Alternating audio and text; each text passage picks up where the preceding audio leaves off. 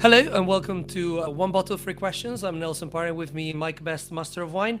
And today we're drinking 2016 Ribolla from Gravner with Mateja Gravner. Mike, with you with the first question. Mateja, great to meet you and fantastic to have this wine in the glass. The question that we want to kick off with is about amphora, the use of amphora as a fermentation and aging vessel. And so if you could just run us through the chronological steps from the placing the grapes and the stems or not into the amphora and the process through until the end of fermentation and bottling, that would be great. First thing I would like to point out, just to be a bit silly, we call them amphoras even if they are actually Qvevris. So Qvevri is part of amphora. Amphora is the generic name for all the clay vessels, and Qvevri is the name of the Georgian ones, which are usually pretty big. They can get up over 3,000 liters. And they are still handmade, so there is a very artisanal work which needs a lot of knowledge, a lot of human knowledge. And one of the most particular things, from being the local clay used for making Georgian Qvevris, the local clay is very, very pure, so no metals in it. But the other particular thing is that the clay vessels are very, very thin. So the clay is below 4 centimeters. Usually it's between 2 and 3 centimeters of clay, which make compulsory these big vessels to be buried in the ground. Otherwise, the pressure of the liquid inside could break the walls. This is what is making the Georgian Qvevri so special, because having the vessels buried in the ground means that the ground, so the soil around the amphora of the Qvevri, technically Qvevri, it's deeply influencing the fermentation during its process. So this is one of the reasons we are so in love, and Josko felt in love with these vessels, because the human intervention, or the need of the human intervention, is deeply reduced or is almost zero. These big vessels are underground. The ones we use are between 1,600 and 2,800 liter big. They are all underground until the neck. Usually we harvest very ripe grapes. This is something often people forget or don't have clearly, because we can't decide when to harvest the grapes in order to have a certain amount of sugar, which means a certain amount of alcohol, as well as we can check how much acidity or pH we have. Because once we decided to use the whole grape, either the grape is completely ripe, or we can decide which part of the grapes bringing into fermentation or skin fermentation, which one to preserve apart. So we harvest really ripe grapes. We deeply check the harvesting or the grapes we harvest in order to bring only perfectly clean and perfectly healthy grapes into the cellar. And then we quickly crush them and put all together, sometimes even with stems, in the Qvevri. The particular shape the Qvevri have, often people compare them with the heart, the real heart, not the romantic one we find shape. It's allowing or making easier to start the fermentation, because this helps the natural circulation of liquids during the fermentation. The fermentation starts pretty easily with any kind of selected yeast or enforced yeast to help the start of the fermentation. And we do the punch down often up to 6 times a day, in order to have the skins always covered or protected by the juice. We often forget that once the skins are outside the liquid, which is what the normal fermentation process is doing. So the gas produced during the fermentation brings the skins up outside the liquid, which means the skins could be infected by the bacterial or fungus. They are always present in the air. Usually we are all resistant to this fungus or bacterial. The trouble is that skins are very rich in sugar, which is very attractive to all the microorganisms. So for this reason, we do the punching down so often, even because once the skins are outside the liquid, there is no skin contact anymore, or the skin contact is really reduced. So the skin fermentation takes long time. It can be from 2-3 weeks up to even more than 10 weeks. And we are absolutely not worried about this. What's the most important is that the fermentation doesn't stop. There's a funny thing. Last time that I was there, Mateja, you showed me to control it sometimes with the plastic wrap. Can you explain to us what you guys do sometimes to the Qvevri? Encouraging or making so often the punching down help us to reduce the risk, or to bring, not to zero, but to reduce sensitively the risk of having volatile acidity. Something we often forget is that due to the shape of the amphora, once the skins are up outside the liquid, the skins can get really, really compacted, which means it could be difficult for oxygen, which means the normal air, to get through the skins.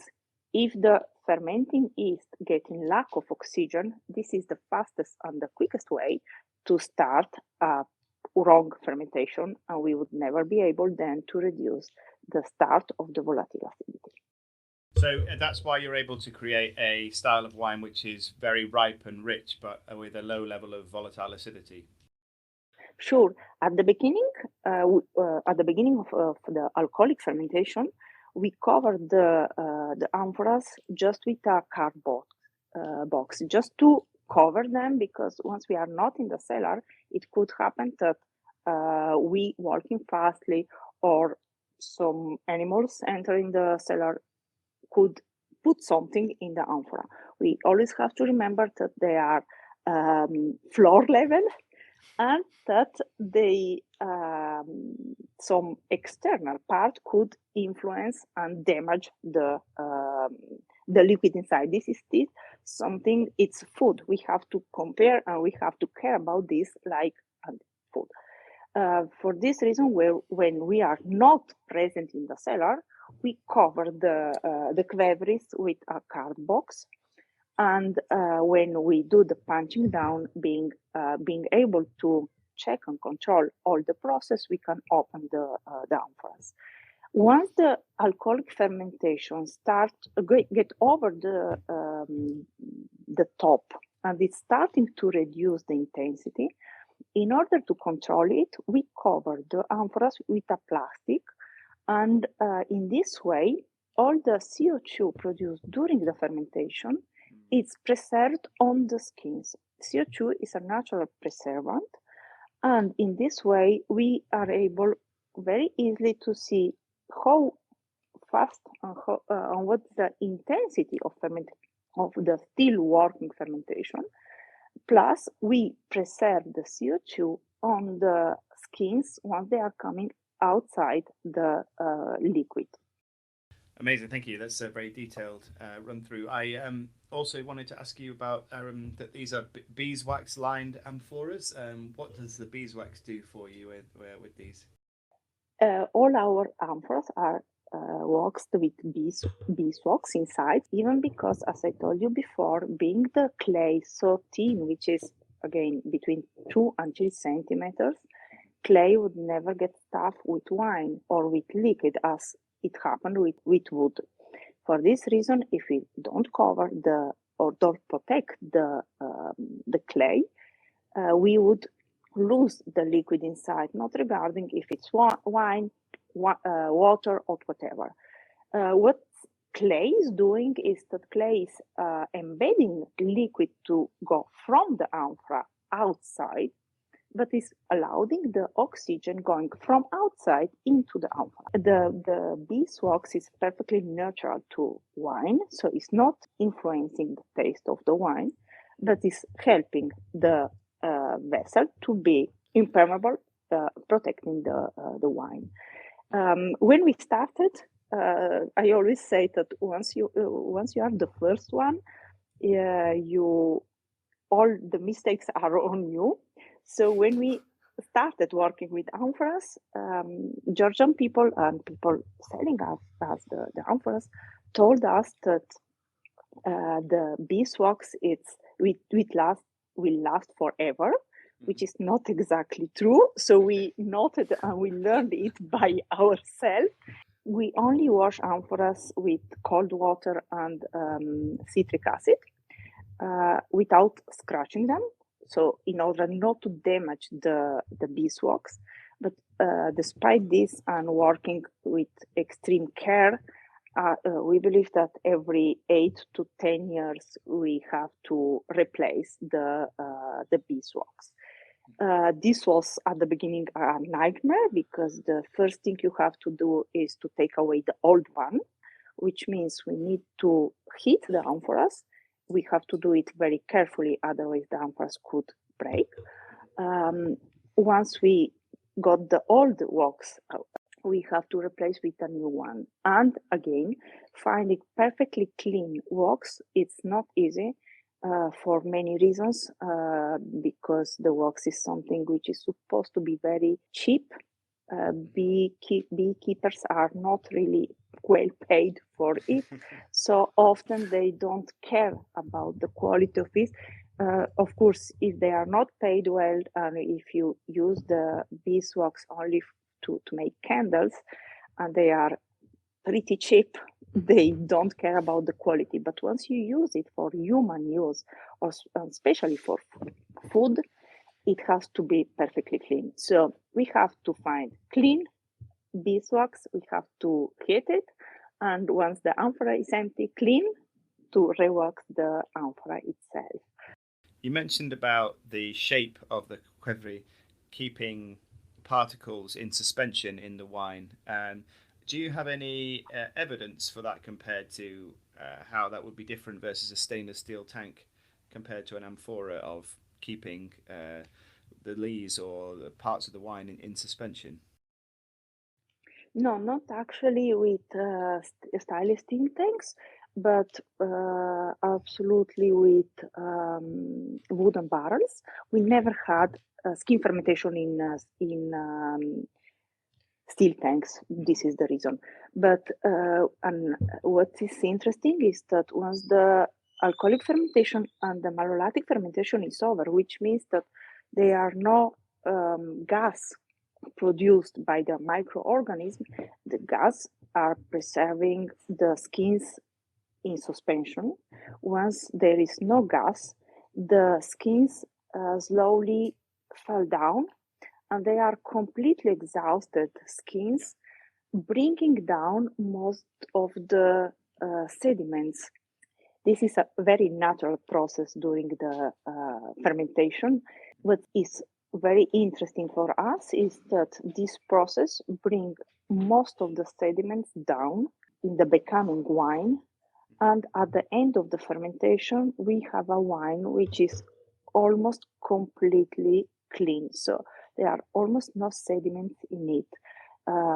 This is one of the reasons we don't use a pneumatic press, we only use a basket press. Preserving separate the liquid from the skins, and we don't need to use any kind of filtration. So Mateja, probably people listening around the world, they don't know about one of the main discussion about Gravner during the history, which is that Gravner is not only a maverick in understanding or bringing back, his ancient style of wine, but was also the first person to bring barriques and using the technologies of the 80s and the 90s. So he was, before making these legendary orange wines, he was making the greatest white wines of Italy, or what many people still today thinks they are the greatest white wines that Italy has ever made. I cannot imagine how hard would it have been for one of the importers of Gravner that used to sell those legendary white wines to then suddenly come up with these wines that were at the time, because we're talking about like 96, 97. The style was unusual, never heard of, especially in that fine wine market, because already we're talking that those wines were all located in the best restaurants in the world. So it will be interesting to know from a branding perspective what happened and how you guys went through it. I think that we have completely to change the perspective. Josko was not thinking about inventing something new. Josko was not searching about something different, was not interested in being the first ever in something. He was not able to understand why was the Ribolla grape, which is the best grape we can produce in Oslavia, not giving him the best wine ever. Think about this. If you have a perfect ingredient, you expect the dish being a great one. If this is not happening, you have to reconsider is the process. And this was what Josko started to thinking about. Once he made the first taste about a pretty short skin fermentation, and he tasted the Ribolla wine, which finally remind him about the Ribolla grape taste, he felt that he finally made it. Of course, the process was not so short and it was not enough to have one vintage fermented like this. So maybe if you are able to find the first vintages, let's say the 97, 98, 2000, the wines were at the beginning not so precise as the today's ones, but it was a work in progress. So they can be some small imperfection. They were many things we needed to bring to the correct point. But finally, he was sure and he felt very comfortable in this because he was sure that he was providing the market and mainly the customer a wine which was the best expression of the Ribolla grape. He was not caring about the market, not because he doesn't care about people paying about our wines, but because he felt so sure that the result would be much greater as the previous one. I think Josko completely missed one pretty important point.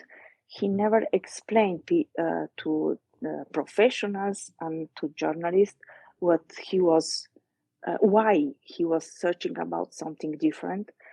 And there is even another thing that for few years, at least 5-6 years, there was absolutely no name for this new category of wines. There, we completely missed the terms, how to consider these wines, how to call the color, which tasting notes were normal to be considered in these wines. Think about this. Usually, skin fermented wines, they lose most of the fresh flowers and fresh fruits. And this was, for many people, pretty difficult to approach, which is pretty normal. We all are. Some people are very innovative, which means they can approach and they are very curious about new things, not speaking only about wine, think about food, think about technology.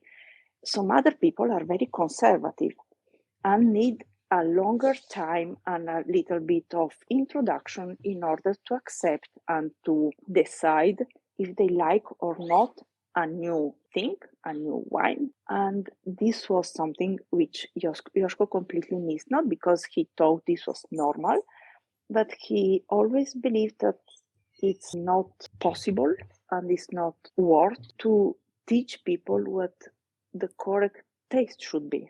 I can't teach you what a good thing is, but I can tell you if something is well made and why it's made in a certain way. After this, if you like or not something, it's something really connected to your taste, your life experience, your expectation, which means I can bring you to the best ever restaurant in the world.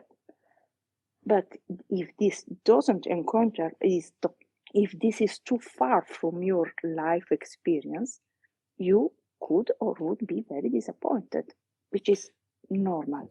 So when the first orange arrived, the first skim macerated wine arrived, do you know what was the comment of the importers? What was the comment of the first restaurants that start taking it? And I mean from a local restaurant there, from like worldwide. How was the reception? This was a very divisive approach. Some people went crazy in love with these wines. Some others still hate them. Some others just needed a little bit of time to consider them and to let's say like this, accept and love this kind of taste. It's the market was not asking or in need for a new category of wine, but a lot of people really went in love with it very, very quickly. What is even nowadays funny is that we have very classical, traditional importers, and we even have very, let's call them hipster, extreme importers as well. And often we are a kind of connection between the so-called natural wine world and the classical one.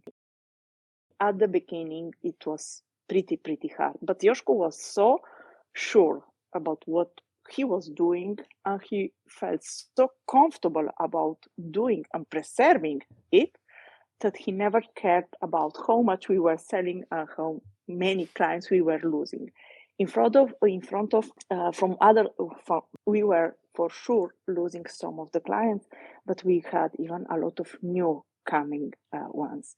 Another interesting thing is that for many years, at the end of the sommelier courses, when people are introduced to badly made wines or wines with troubles, let's say corked wines or things like this, often they were using or they were introducing our wines. And the fun fact is that often we had a lot of people coming to visit us because they were saying, okay, the wines are very different. They are not the usual ones, but I'm not able to perceive any kind of mistake in it. So this was probably the best way of making people teaching and learning about our wines.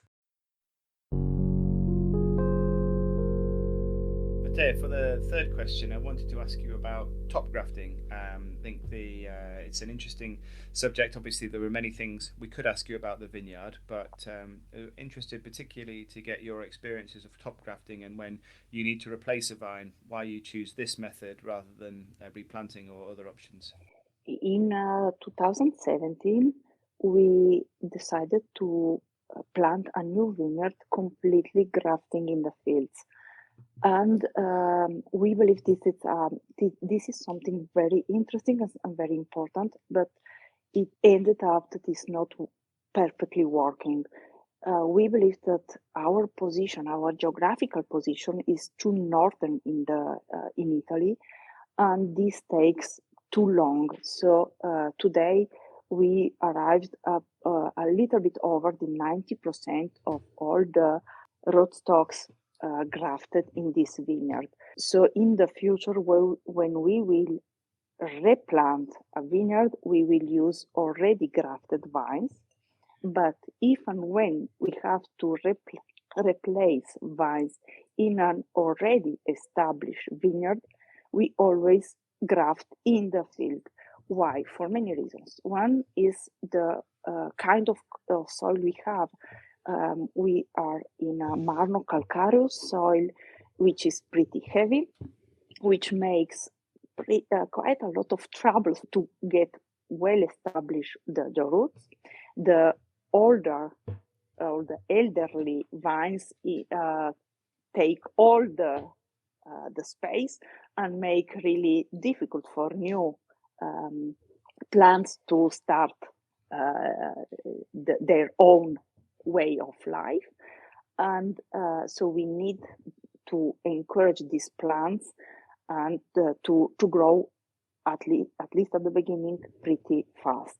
The second reason is that when you replace vines, you need them to grow high as soon as possible in order to reduce all the spraying, because we usually do the spraying only on the green part, which means the leaves. If you have baby vines, they are much lower, so you have to enlarge. You need to spread it out, and you are poisoning the environment in a much stronger way compared to the other. So what we do is that we plant only the American roots in order them to grow, and once they are well working, we graft the vines directly in the vineyard. So this is in our opinion and in our situation the best way and to reduce both from one side the possibility the new planted vines not to survive, from the other side to help them to grow in the best way and to become quite easily in 3 years high enough to be sprayed together with the wall. Let's call it the normal size or normal age vineyard. That's not a very conventional thing to do. Not that many people really do this, but I suppose this is another example of Gravner being taking its own way and doing something a bit more unique. What we see in the last years is that we have quite a lot of troubles with a lot of diseases. They are for sure encouraged by the deep monoculture we brought into the vineyards. And we work, all of us, not only Gravner, we have in the last, let's say 15 to 80 years, we deeply reduced the genetical difference in between vines, which is of course encouraging a lot of diseases, not only viruses. There are many things coming out, and this will probably be the next big thing in wine. Let's say 150 years ago, more or less, we had the phylloxera. We have really to care about what will be the next thing coming out. Calculating that even in normal grafting, the success is 40 to 50%. Top grafting is even more dangerous. The possibility of doing a correct top grafting is not very easy. Who does usually the top grafting? Like, how many people in the whole company is able to do it, and how they were trained? We don't do by ourselves. This is something super specific. So, and this is, I think, one of the expertises we are losing around the whole world. So there are specialized teams doing it. What's interesting is that if the grafting is not working, you can repeat it. So it's not one shot. And so this is, I think, what the blessing of the top grafting, that the vine is not dying if the process is not going to the end, and you can repeat the next year. So this is we believe one of the main differences, because if you plant an already grafted vine and this is not working, you lose a whole year. It's true that we have to regraft the year after, but the plant is still working, is still alive. So this is, we believe, one of the good things of grafting in the vineyard. Of course, we believe that being, let's say, in another geographical position, southern from the northeastern part of Italy, you have a longer time period during the year. You could or you can repeat the grafting. Let's say in southern Italy, you could do it even during the winter. In the northern part of Italy, this is too risky, and for this reason, we only have few months during the year you can do this process in the vineyard. We had the 2016 Gravner Ribolla, and we were very pleased today to be joined by Mateja Gravner. The three questions were the discussion of amphora or Qvevri, fermentation and aging, and the details of the process of winemaking in those vessels. The second question was the Gravner style shift from white wines to amber wines and the market reaction to this. And the third question was around top grafting in the vineyards, the reasons behind it, and stepping away from monoculture viticulture. So Mateja, thank you very much. Thank you.